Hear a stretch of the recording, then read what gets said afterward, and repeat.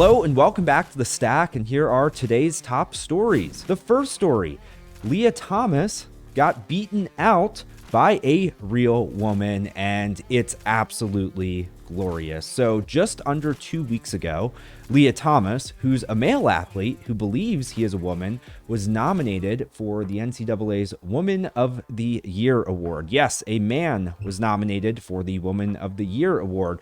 Well, on Monday, that ended in disaster for him. So the NCAA revealed the list of women who were selected to advance further in the contest, and a woman who's an accomplished fencer from Columbia University was selected for the Ivy League over Lia Thomas. This is great. I'm so happy to see Lia Thomas lose something. There's nothing to celebrate about a man competing in women's sports, and I'm really happy to see that Lia Thomas did not get this. The second story, man, we have reported a lot on crime in Democrat-run cities, and it's just totally out of control. It seems like every time a criminal commits a crime, they're let back out on the street. They're either given no bail or very little bail at all, and they just go out and they commit even more crime, and Democrats just look the other way. They don't care. Well, in this case, a 16-year-old, at just 16, this kid was caught on video body slamming a New York City cop and putting him in a chokehold.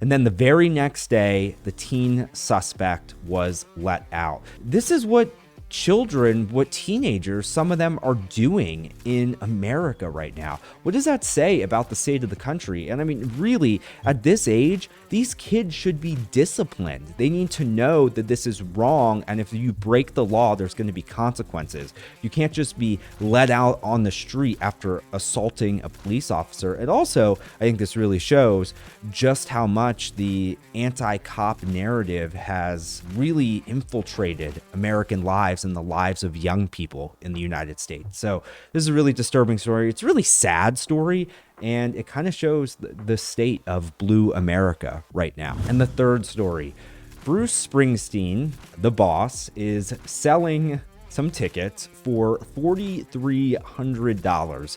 He got a lot of backlash from this. There was an opinion article in NewJersey.com, which is an online publication from New Jersey, and the title of it was "Springsteen Does Not Care About You." Now, if you're like me, you've listened to a lot of Bruce Springsteen songs, and he's kind of become somewhat of a working class hero. He was raised by a secretary and a bus driver who, by the way, would not be able to afford tickets to Springsteen's concerts. Just think about that for a second. And Springsteen is a leftist. He's great friends with Barack Obama. They've done podcasts together.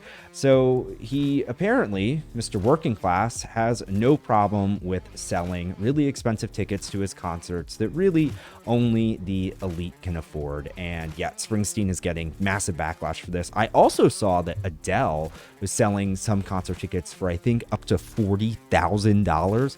So these singers are just crazy. They're on the left. They talk about all kinds of economic issues and working class problems, yet they have no problem making a ridiculous amount of money off of expensive concert tickets. So if you want to stay up to date on the latest on liberal hypocrisy, the latest on crime in blue cities, and the latest on Lia Thomas losing, you can head to westernjournal.com. And please be sure to like and subscribe so you never miss an episode of The Stack.